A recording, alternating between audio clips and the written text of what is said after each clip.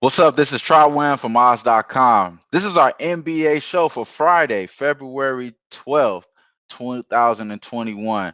Be sure to click the link below to get the full breakdown to let you know all the action, all the angles that we're on today. Right now, hit the link. Just hit the link. This next game this next game is very dear, here and dear to me. It's the Cavaliers, the Cleveland Cavaliers, going on the road at Portland Trail Blazers.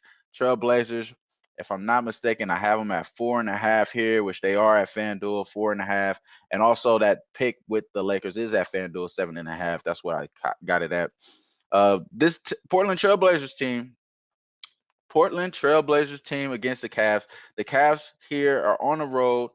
They're going to be without Larry Nance Jr., which we already spoke on. Now, that guy's eating chicken McNuggets, 120 chicken McNuggets right now. It doesn't seem like he cares too much about his recovery, in my opinion. So I would definitely give them some negative points on that regard. Now, this Portland team are coming off of a game right now that's going on as we speak against the Philadelphia 76ers, and they're going tough. Going tough at the 76ers. They were actually they're underdogs here in this spot. They're at home as well. Right now they're winning. I mean, oh, sorry. Right now they're only trailing 3 points, but they're 5.5 dogs, and they came out hot. They came out hot. Looks like Lillard came to play. Look like these guys are all the way dialed in. It's mostly about this Cavs team for me, though. It's about this Cavs team rather than it is being about Portland. Portland is on the second half of a back to back, and like I said, they are playing the 76ers.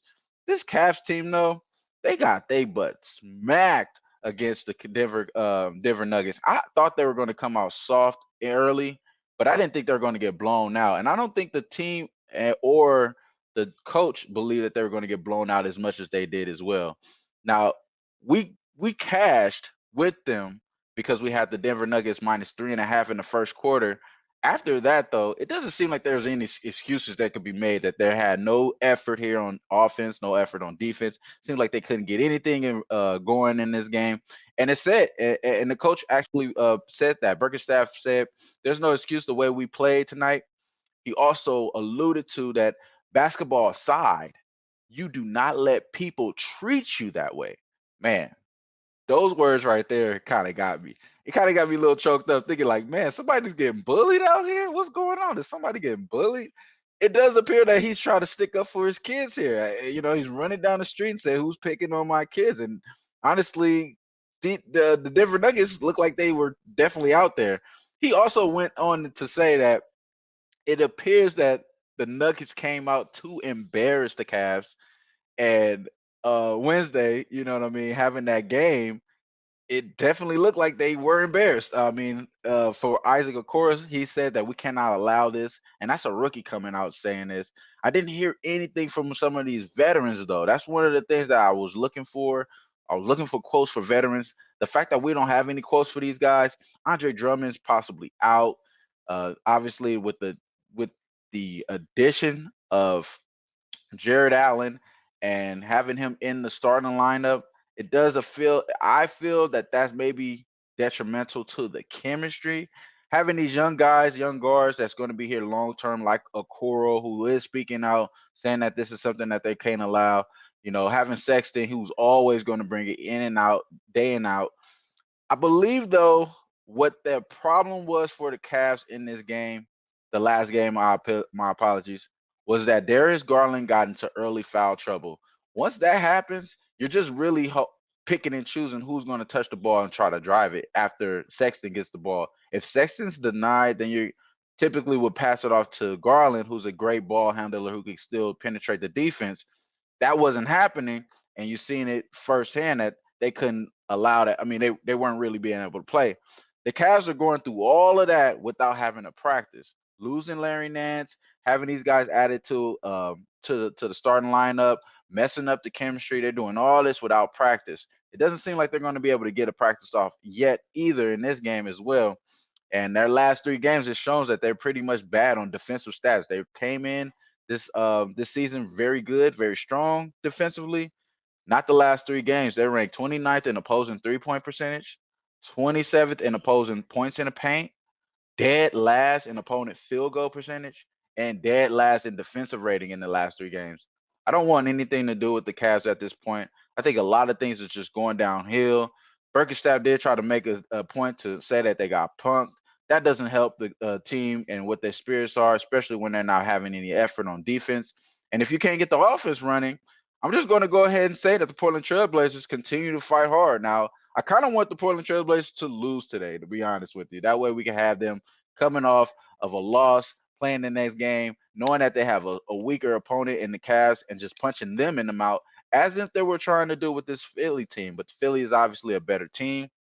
They got way better players, and they're pushing the tempo. They're scoring 93 points in the third quarter right now. So they're pushing the tempo. They're scoring points. That's something that Portland likes to do.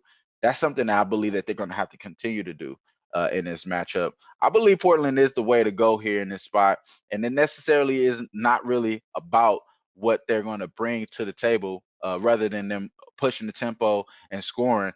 I believe that it's just going to be about the Cavs. Cavs is all already, you know, um, decimated here, and it may be a spot at the over as well. I believe this total is out at 222 and a half. At 222. I like the over there as well. I'm going to take Portland though. I'm going to take Portland at -4.5. I like them just to come out and beat up on this Cavs team.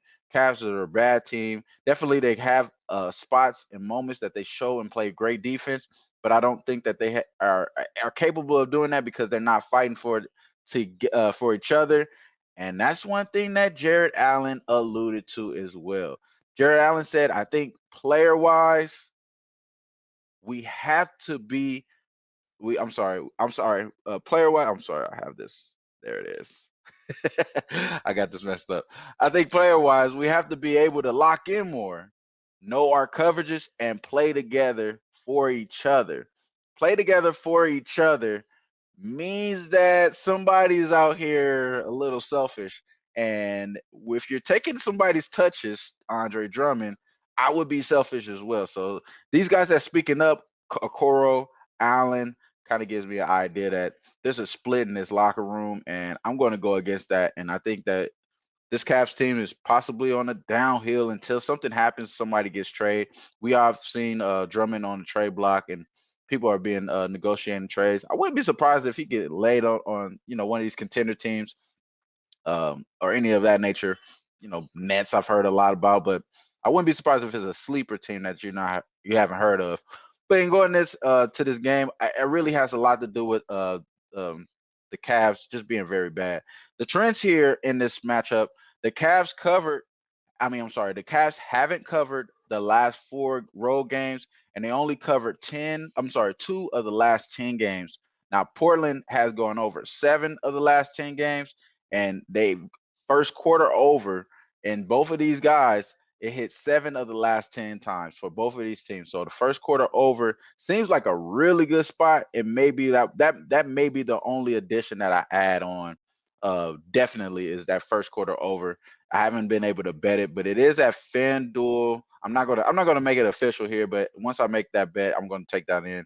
Right now, it's just gonna take Portland 4.5. So as of right now, we got Lakers -7.5, Portland -4.5. And those are the first 2 picks right there. That's why I'm thinking it's going to be a good spot for us to start making some money here in this spot. And that first quarter over for this for this Cavs Portland team. It makes sense to me, especially after the Cavs just getting smacked up by Denver. It just makes sense that first quarter over there.